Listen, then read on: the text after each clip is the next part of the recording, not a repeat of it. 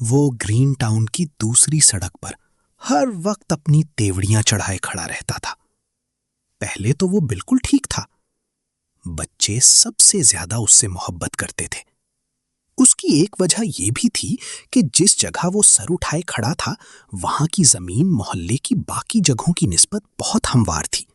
इसलिए बच्चों को क्रिकेट खेलने के लिए वो जगह सबसे ज्यादा पसंद थी।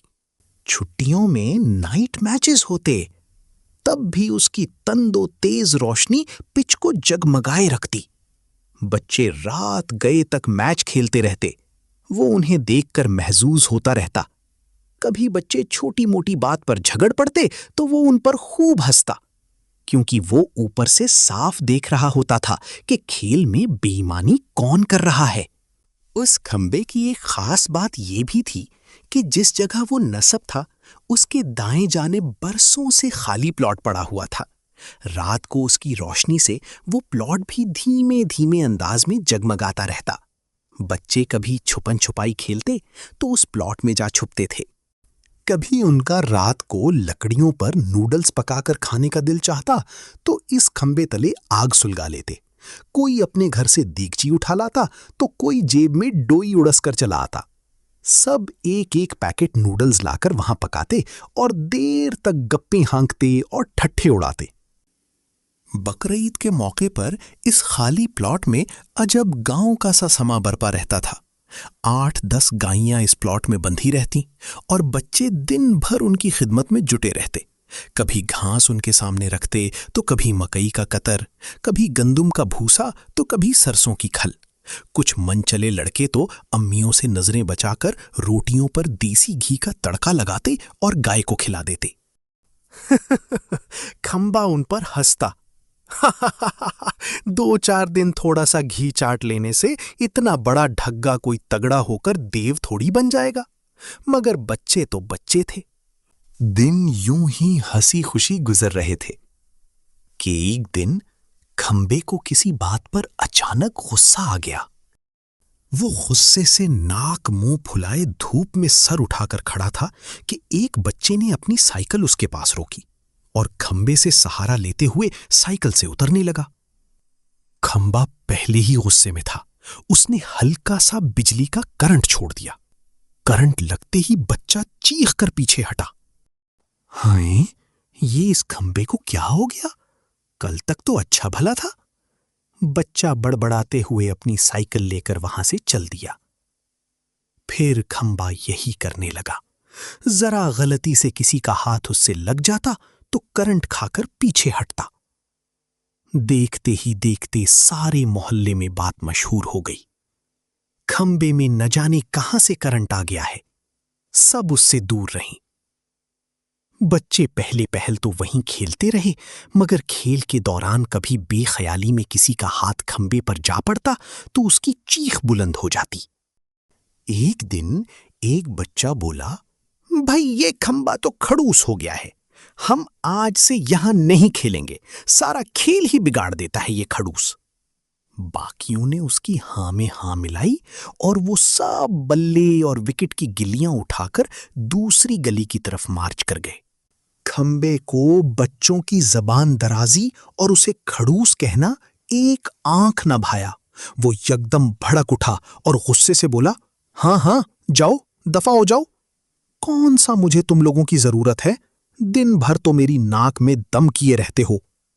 दिन गुजरते रहे। बच्चों ने बिल्कुल इस खंबे का बाइकॉट शुरू कर दिया। बच्चे इसके पास से गुजरते हुए बोलते, संभल कर, खड़ूस खंबा गुस्से में है। बच्चे अब ना उस प्लॉट में खेलते, ना उसके पास बैठकर खुशगप्पियों की महफिल सजाते। चंद दिनों तक तो खंबे ने कोई परवाह न की और इसी तरह नाक से धुएं उड़ाता रहा। मगर फिर आहिस्ता आहिस्ता उसका गुस्सा ठंडा पड़ गया। उसे अकेलेपन का एहसास सताने लगा। कुछ दिनों में मॉनसून की घटाएं आकर बरसने लगीं, मगर अब की बार बच्चों ने वहां जमा होने वाले पानी में अपनी कश्तियों की दौड़ ना लगाई। अब उसे अपनी हरकत पर अफसोस होने लगा था। उसके गुस्से की वजह से बच्चे उससे नफरत करने लगे थे। बकरा ईद करीब आई तो उसकी कुछ उम्मीद बंधी कि शायद फिर से उसके साथ वाले प्लॉट की रौनकें बहाल हो जाएं। एक दिन दो आदमी उसके पास से बातें करते हुए गुजरे। उनकी बात सुनकर वो धक से रह गया। उसने सुना उनमें से एक कह रहा था, यार ये खंबा बड़ा खतरनाक हो गया है, इसलिए कमेटी वालों ने फैसला किया है कि इस बार एक भी जानवर यहां नहीं बांधा जाएगा, बल्कि हर शख्स अपना जानवर अपने घर के बाहर ही बांधेगा। क्या मतलब? क्या इस बार जानवर इकट्ठे खड़े नहीं होंगे? बकरीद पर पहले जैसी फिजा कायम नहीं होगी? खंबा हम कलामी करते हुए बोला। यार, ये मैंने क्या कर दिया? मेरी वजह से सारे मोहल्ले की खुशियां बर्बाद हो गईं। वो इसी सोच में डूबा उदास खड़ा था कि उसके कानों से एक आवाज टकराई। क्यों भाई खंबे मियां, खैर तो है? आज बड़े उदास लग रहे हो। खंबे ने नजर उठाकर देखा तो वो बिजली की तार थी। ये पिछले दिनों ही किसी घर का नया मीटर लगने पर यहां आई थी। बस तार बहना, क्या बताऊं। एक बात पर गुस्सा आ गया था। मैंने गुस्सा बच्चों पर उतारना शुरू कर दिया। अब बच्चे मुझसे नाराज हो गए हैं और कोई भी यहां आकर नहीं खेलता। सब मुझसे दूर भागते हैं, मुझे खड़ूस खंबा कहते हैं। मैं बिल्कुल अकेला हो गया हूं। खंबा रोनी आवाज में बोला। वैसे तुम्हें गुस्सा आया किस बात पर था? पिछले दिनों शाहिद कुरैशी वालों के घर पर दावत थी।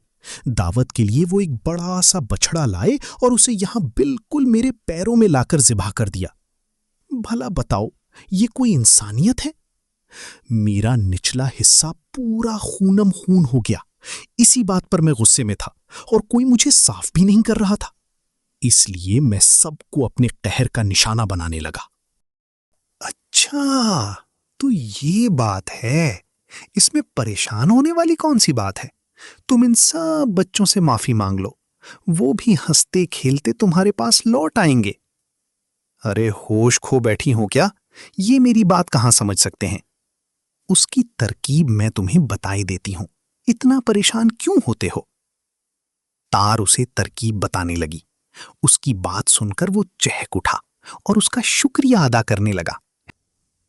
जैसे ही रात हुई, सारे खंभों पर लगे बल्ब रोशन हो गए, मगर खड़ूस खंबे का बल्ब आज तारीक पड़ा था। बच्चे रात को खेलने के लिए घर से निकलकर दूसरी गली में जाने लगे तो किसी ने उसकी तरफ इशारा करके कहा, वो देखो, खड़ूस खंबा आज तारीक पड़ा है। लगता है उसका गुस्सा ठंडा पड़ चुका है। कुछ ज्यादा ही ठंडा पड़ गया है शायद। बत्ती गुल हो गई है बेचारे की। एक ने हंसकर कहा। चलो देखते हैं इसमें अभी भी करंट आ रहा है या नहीं। एक ने तजवीज पेश की और वो सब बारी बारी आकर उससे मुसाफा करने लगे। लगता है खंबा बीमार हो गया है, मगर अब ये हमारे किस काम का? हम अंधेरे में तो खेल नहीं सकेंगे। हाँ यार, ये तो बेकार हो गया है। चलो हम तो चलें, बाकी बच्चे हमारा दूसरी गली में इंतजार कर रहे होंगे। ये कहकर बच्चे चले गए। बच्चों को जाते देखकर खंबा तार पर बरस पड़ा। तुमने तो कहा था बड़ी कामयाब तरकीब है। खाक कामयाब थी, सब कुछ चौपट कर दिया। जो बची कुची इज्जत थी वो भी खाक में मिल गई। अरे खंबे भैया, जरा सांस तो ले लो। ऐसा भी क्या हो गया? बच्चे तो अब मुझे बीमार कहने लगे हैं कि अब इस बत्ती बुझे का हम क्या करें। मैंने तुम्हारे कहने पर बत्ती बुझा दी थी। अरे भाई, जरा सब्र तो करो। देखना, ये तरकीब आहिस्ता आहिस्ता अपना रंग दिखाएगी। देख लेते हैं। अगले दिन शाम को बच्चे बैट बॉल उठाए घरों से निकले। वो हस्बे रिवायत दूसरी गली की तरफ बढ़ रहे थे कि उनमें से एक बोला, अरे सुनो, इस खड़ूस खंबे की तो बत्ती गुल हो चुकी है। हो सकता है आज भी इसमें करंट ना हो। हो तो सकता है, मगर ये चेक कौन करेगा? अब सबको सांप सूंघ गया। बेहतर है हम दूसरी गली में ही चलें, किसी ने लुकमा दिया। अरे नहीं यार, वहां तो रोड ही सारा टूटा फूटा है, मुझे तो बिल्कुल ही मजा नहीं आता, एक दूसरा बोला। हाँ तो फिर तुम ही जाकर बिल्ली के गले में घंटी क्यों नहीं बांध लेते? हाँ अभी लो, ये देखो, ये कहकर वो आगे बढ़ा। बच्चे दम साधे उसे देखने लगे। उस लड़के ने डरते डरते कपकपाते हाथों से खंबे को छुआ, मगर कुछ ना हुआ। अब बारी बारी सब उसे छूने लगे। चलो भाई, आज से क्रिकेट तो हम यहीं खेलेंगे। हाँ, अलबत्ता रात को पिछली गली में चले जाया करेंगे। उनमें से सबसे बड़े ने फैसला सुनाया और सब ने तायीद की। फिर जोरों शोर से वहां पिच और क्रीज बनाने में मसरूफ हो गए। खंबा काफी खुश था, मगर अभी तक उसका आधा मसला हल हुआ था। अचानक तार की आवाज सुनाई दी। क्यों भाई खंबे मियां, कैसी थी तरकीब? थी तो बड़ी शानदार बहना, मगर इससे तो आधा मसला ही हल हुआ। अरे तो बाकी मसला भी हल किए देते हैं, ये कहकर वो उसे तरकीब समझाने लगी। तरकीब सुनकर खंबा खुश हो गया। अब जैसे ही रात हुई, फिर से सारे खंबे जगमगाने लगे। इस बार खड़ूस खंबा भी पूरी आबोताब से चमक रहा था। बच्चे जब घर से निकले तो उसे रोशन देखकर एक बोल उठा, धत तेरे की, ये क्या? ये तो फिर ठीक हो गया, मतलब फिर से यहां क्रिकेट बंद। उसकी बात सुनकर खंबे का दिल डूबने लगा। वो दिल ही दिल में बिजली की तार को सलवातें सुनाने का इरादा कर रहा था कि अचानक उस बच्चे की आवाज उसके कानों से टकराई, जिसने कल बहादुरी से यहां क्रिकेट शुरू करवाई थी। भाई, ये भी तो हो सकता है कि अब इसमें पहले जैसा करंट बाकी ना रहा हो। ये एक दिन खराब रहा था, हो सकता है बिल्कुल ठीक हो गया हो। अच्छा, तुम ही हो ना सबसे बड़े तीसमार खान, तो जाकर चेक क्यों नहीं कर लेते? फिर ही हम मानेंगे, एक ने तंजिया लहजे में कहा। अब बच्चा फिर से उसकी तरफ बढ़ा। अब की बार वो ज्यादा डर रहा था, मगर जब उसने हाथ लगाया तो कुछ ना हुआ। बच्चे सारी हैरत करने लगे। फिर एक बच्चा बोला, अरे ये खड़ूस तो ठीक हो गया। वाह, इसका मतलब इस बार की बकरीद भी पहले की तरह खूब रहेगी। एक दूसरा चहक कर बोला। एक लड़के ने हाथ आसमान की तरफ बुलंद किया और जोर से चिल्लाया, खड़ूस खंबा जिंदाबाद। कुछ दिनों बाद वहां फिर से देहाती माहौल बना हुआ था। कोई चारा उठाकर इधर भागता तो कोई बाल्टी उठाए उधर। खंबा बिजली की तार का शुक्रिया अदा कर रहा था कि उसने बच्चों से उसकी दोस्ती फिर से बहाल करवा दी। उसने आइंदा गुस्सा ना करने का अज़्म कर लिया था। प्यारे बच्चों, आपको खड़ूस खंबा की ये कहानी कैसी लगी? हमें जरूर बताएं और ये भी लिखें कि आपने इस कहानी से क्या सबक सीखा। हम आपके खूबसूरत जवाबों का इंतजार करेंगे।